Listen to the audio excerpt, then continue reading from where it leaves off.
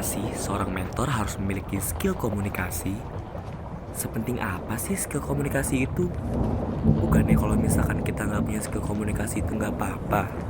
Yang penting kan bisa ngomong. Wahai avatar newborn bender, siapkah kamu untuk menguasai elemen-elemen yang ada di sekolah mentor? Seperti elemen-elemen yang telah kamu pelajari di day-day sekolah mentor sebelumnya. Dan kali ini, kamu harus mempelajari elemen baru yang wajib dimiliki oleh avatar newborn bender.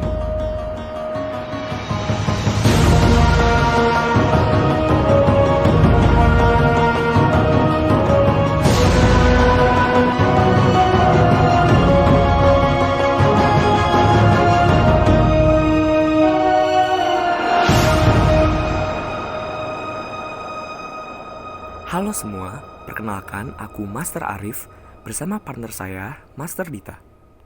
Hari ini kita akan membahas tentang komunikasi efektif dan FGD atau Focus Group Discussion. Kenapa sih seorang mentor harus memiliki skill komunikasi? Sepenting apa sih skill komunikasi itu? Bukannya kalau misalkan kita nggak punya skill komunikasi itu nggak apa-apa. Yang penting kan kita bisa ngomong. Nah, jadi salah satu peran mentor adalah mampu menjadi fasilitator yang memiliki tanggung jawab atas keberterimaan materi para menti, dan untuk mencapainya perlu membangun sebuah komunikasi yang efektif. Jadi, komunikasi efektif itu apa? Emang kita ngobrol kayak gini tuh bukan komunikasi efektif? Komunikasi efektif berarti komunikator dan komunikan memiliki pengertian yang sama tentang suatu pesan. Dari definisi tersebut, interaksi yang dilakukan mentor diharapkan dapat berlangsung menyenangkan dan pada akhirnya dapat mempengaruhi sikap maupun tindakan para menti. Oh, berarti contohnya materi yang dibawa oleh mentor membuat menti dari yang tadinya tidak tahu menjadi tahu, atau dari yang tidak setuju menjadi setuju, gitu. Nah iya, bener banget tuh. Ketika kita mempelajari komunikasi efektif, kita harus memperhatikan 3 hal, yaitu elemen, teknik, dan tools mengenal diri dalam komunikasi efektif. Elemen apa sih yang dibutuhkan dalam komunikasi efektif?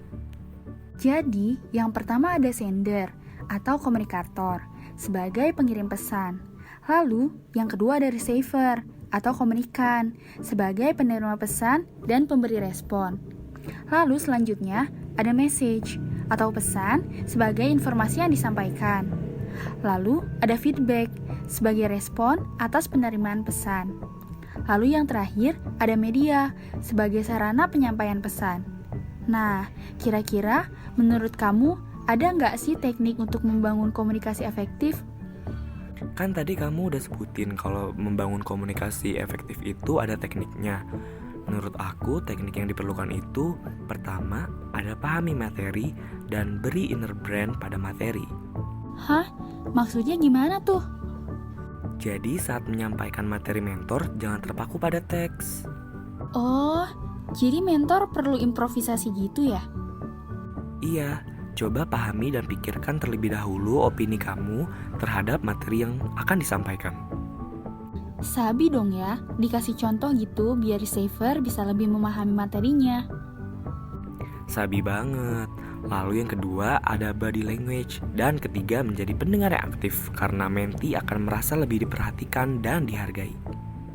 Body language yang digunakan itu harus memiliki kesan positif kan?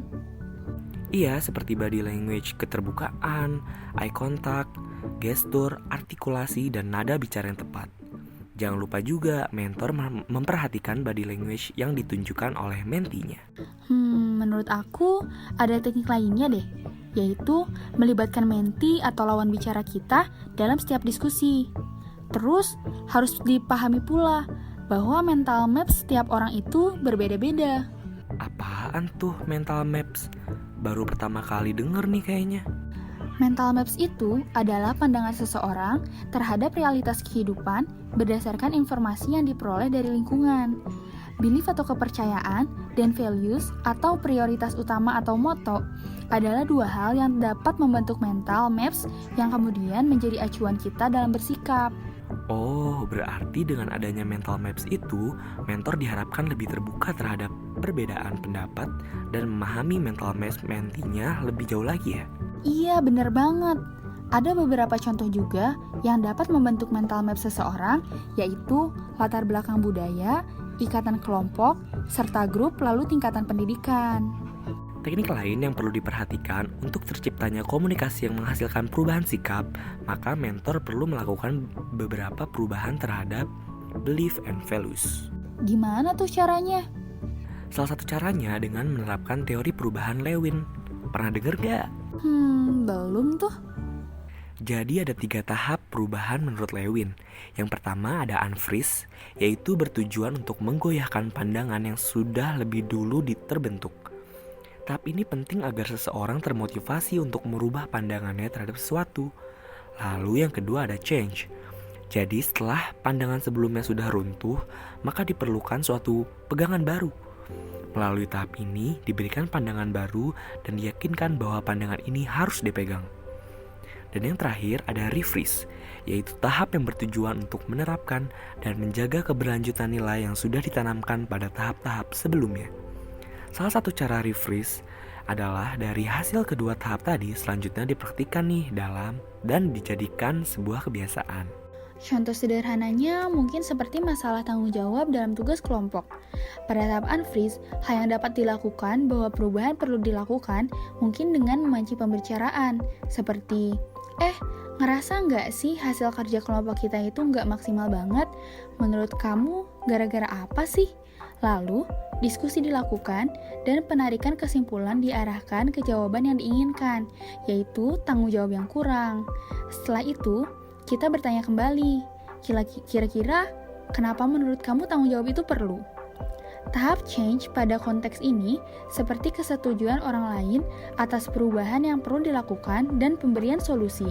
Seperti, sebaiknya anggota kelompok sadar akan perannya masing-masing dan mampu bertanggung jawab atas tugas yang diberi.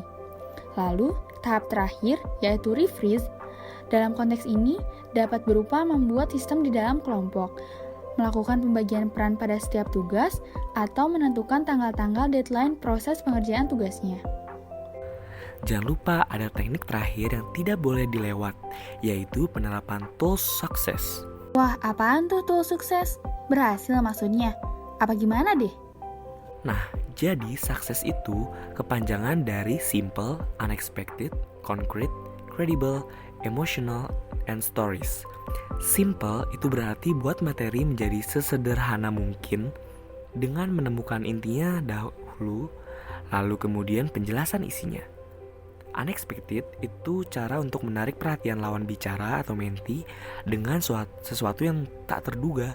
Misalkan dengan diberikan analogi yang relevan dan juga lucu. Nah, selanjutnya konkret itu dapat diberikan contoh konkret agar ide atau gagasan gampang atau mudah diingat. Lalu ada credible. Credible ini berarti kebenaran dari ide atau gagasan tersebut yang perlu diperhatikan. Emotional yaitu libatkan emosi atau aspek perasaan mentor dalam menyampaikan sebuah materi agar diskusi tidak terasa hambar. Perhatikan intonasi, tempo, dan pilihan kata. Yang terakhir stories, yaitu menggunakan bahasa naratif agar dapat dibayangkan kondisi yang ingin disampaikan sehingga gagasan atau ide lebih mudah diterima. Nah, selain memiliki skill komunikasi yang baik, mentor juga dituntut untuk bisa menyampaikan materi dengan warna dirinya masing-masing agar mentoring terasa lebih hidup. Nah, sebenarnya penerapan skill komunikasi efektif ini udah pernah dipakai di FGD. Oh iya, di FGD Day sebelumnya ya? Iya, tapi mungkin bisa dijelasin lagi kali ya, karena kebetulan FGD berkaitan erat dengan penerapan skill komunikasi efektif ini. Jadi, FGD kepanjangan dari Focus Group Discussion, merupakan proses pengumpulan data atau informasi yang sistematis dan spesifik mengenai suatu permasalahan melalui diskusi kelompok. 3 kata kunci dalam FGD yaitu diskusi, kelompok, dan terfokus. Dalam FGD, mentor akan berperan sebagai moderator. Nah, moderator ini adalah orang yang memimpin keberjalanan FGD dan biasanya mengemukakan suatu permasalahan, kasus, atau kejadian sebagai bahan pancingan diskusi. Nah, jadi sebenarnya moderator itu memiliki beberapa tugas. Di antaranya, menjelaskan maksud dan tujuan FGD, lalu menjelaskan topik atau isu pokok diskusi, dan menjelaskan tata cara pelaksanaan FGD. Ada ini juga gak sih? Menciptakan suasana kondusif, memperhatikan keterlibatan peserta, mengamati peserta, dan tanggap terhadap reaksi mereka. Lalu, ada mampu mengendalikan intonasi suara, menghindari pemberian pendapat pribadi, menghindari komentar yang menyatakan setuju atau tidak setuju, memperhatikan gestur tubuh, dan juga mampu mengendalikan waktu yang telah ditentukan. Jadi, skill komunikasi ini berpengaruh banget nggak sih ketika kita mengambil peran sebagai mentor? Setuju banget sih. Percuma juga kalau kita punya wawasan yang luas, namun penyampaiannya masih kurang efektif karena bakal ada pesan yang belum tersampaikan. Wah, ternyata menarik banget ya elemen-elemen yang harus kita kuasai. Oke, kami berdua akan pamit dari podcast ini. Terima kasih kalian sudah mendengarkan. Calon mentor 2020, Camen kuat, maba semangat, cara camen. Para runtun newborn bender. Bye-bye.